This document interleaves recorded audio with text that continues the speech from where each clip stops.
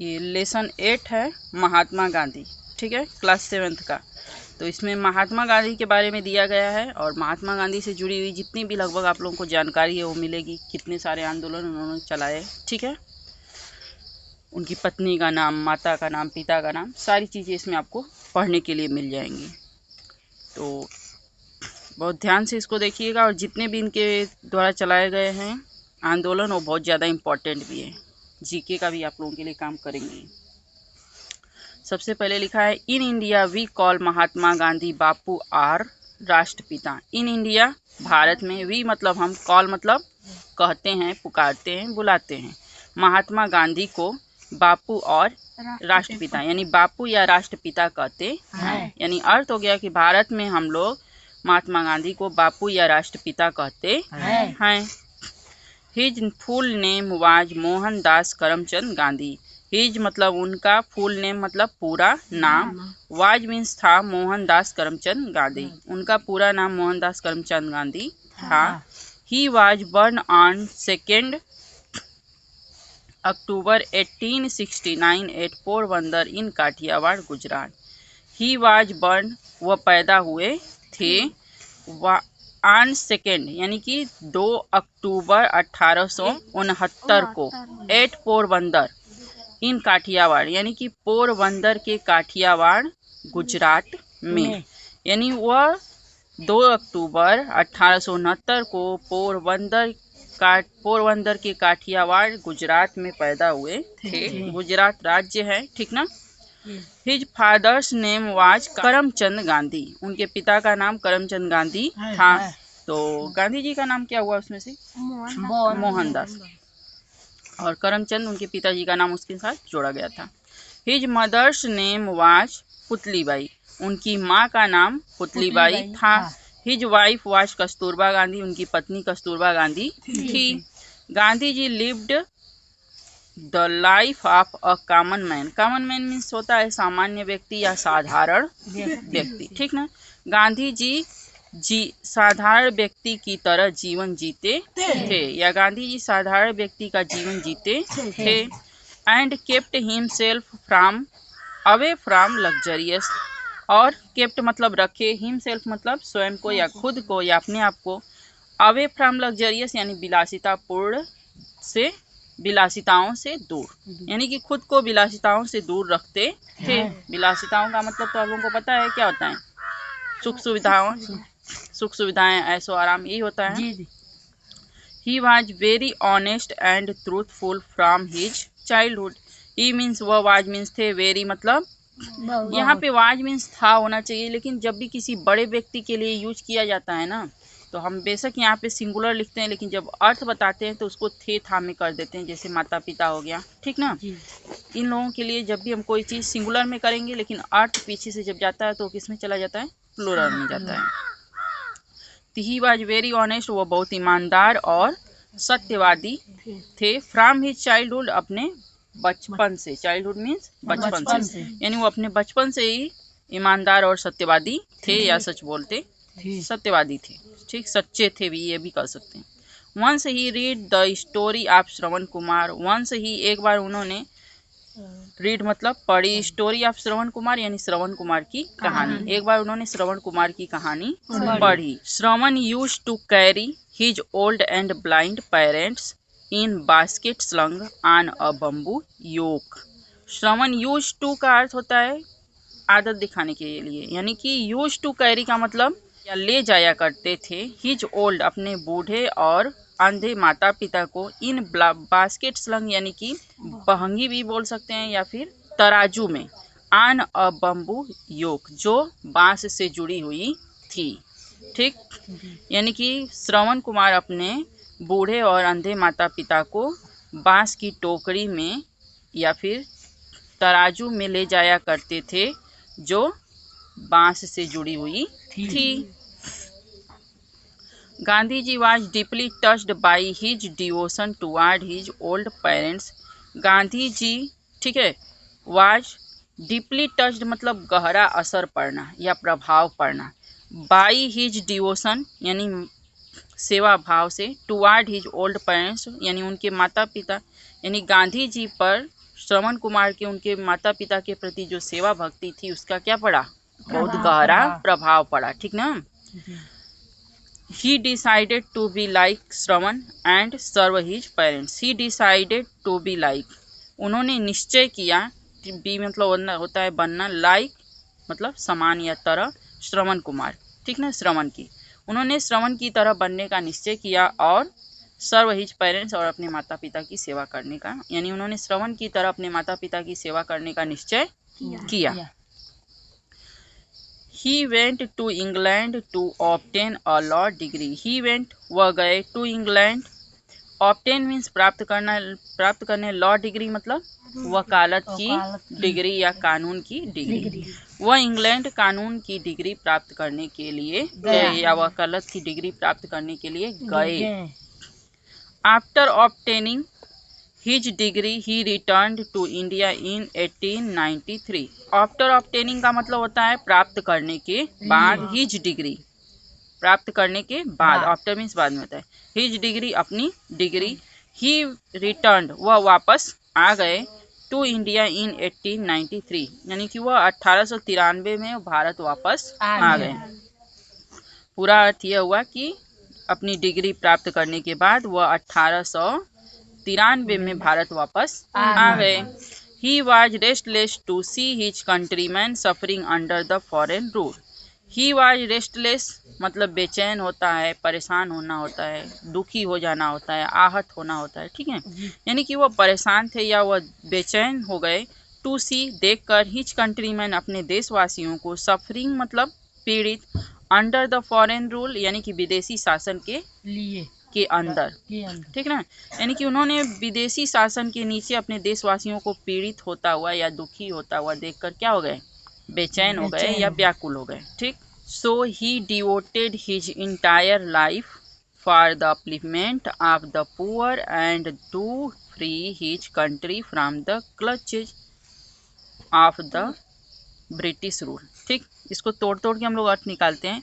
So he devoted his entire life, so इसलिए ही मतलब वह, डिवोटेड मतलब समर्पित कर दिए, हिज इंटायर लाइफ मतलब अपनी पूरी जिंदगी या अपना पूरा जीवन, फॉर मतलब के लिए, द अपलिफ्टमेंट मतलब होता है उत्थान, ऑफ द पुअर यानी कि गरीब, इसलिए उन्होंने अपना पूरा जीवन क्या कर दिया, समर्पित कर दिया गरीबों के उत्थान के लिए, एंड और टू फ्री हिज कंट्री अपने देश को आज़ाद कराने के लिए, फ्रॉम द क्लचेज मीन्स होता है चंगुल या पंजों से, ऑफ द ब्रिटिश रूल यानी कि ब्रिटिश शासन के या अंग्रेजी शासन के चंगुल से अपने देश को आज़ाद कराने के लिए। अब इस पूरे का आप लोग अर्थ कह सकते हैं कि उन्होंने गरीबों के उत्थान और अपने देश को अंग्रेजों के चंगुल से आज़ाद करने के लिए अपना पूरा जीवन समर्पित कर दिया, ठीक।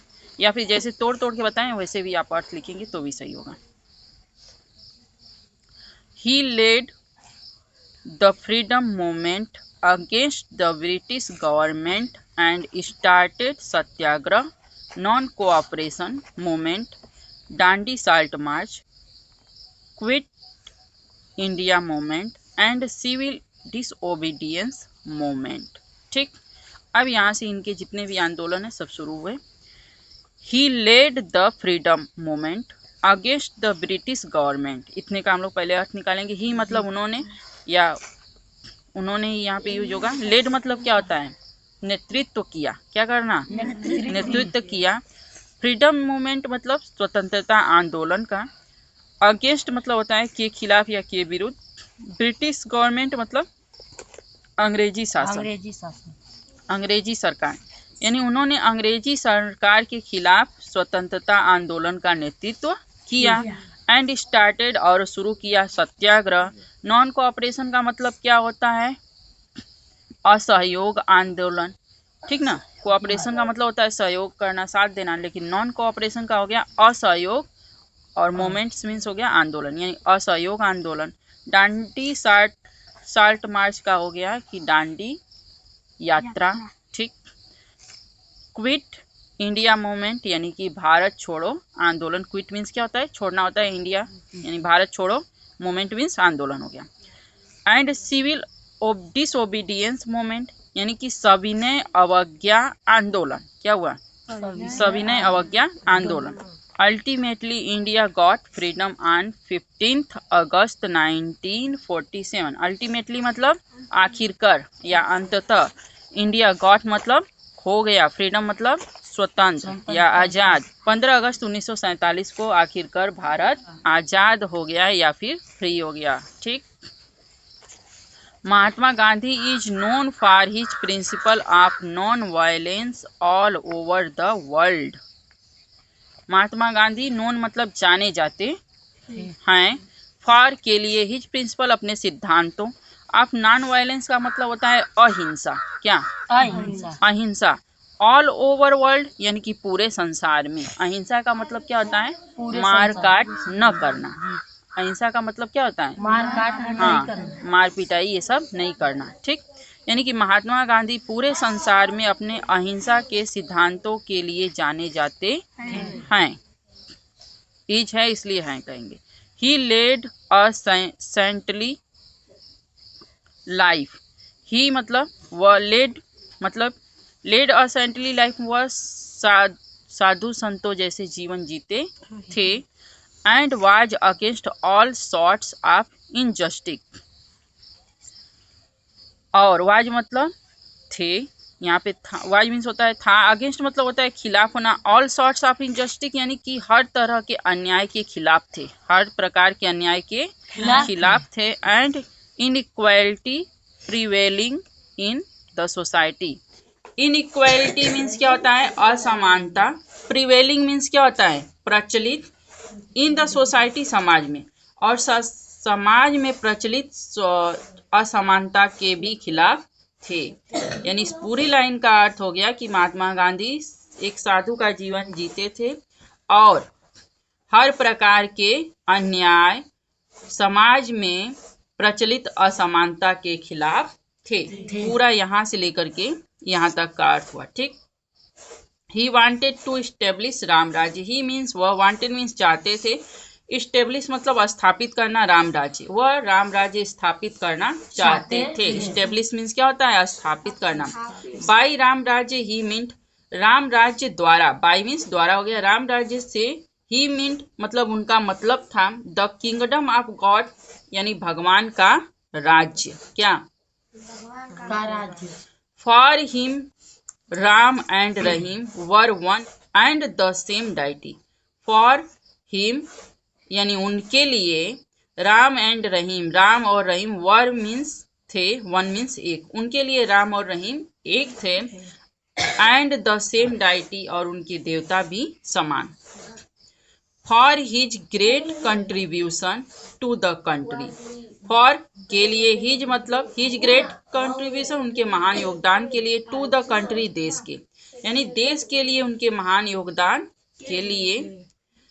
इंडियंस का भारतीय पुकारते हैं, हिम मतलब उनको, to the father of nation यानी राष्ट्र का पिता, और या बापू, यानी देश के उनके महान योगदान के लिए भारतीय उनको राष्ट्र का पिता या बापू कहते हैं।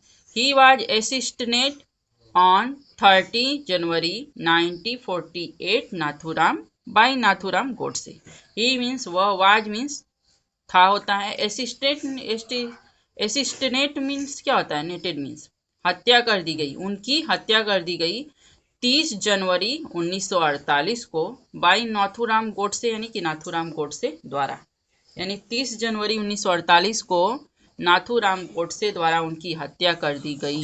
ठीक।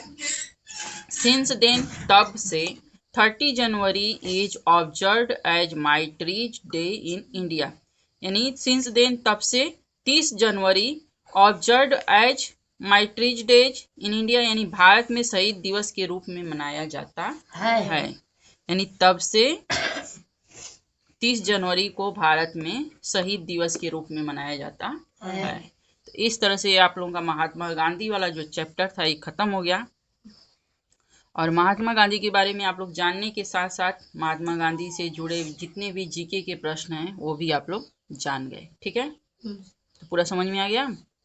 तो अब चलिए कुछ प्रश्न पूछते हैं, बताइए आप।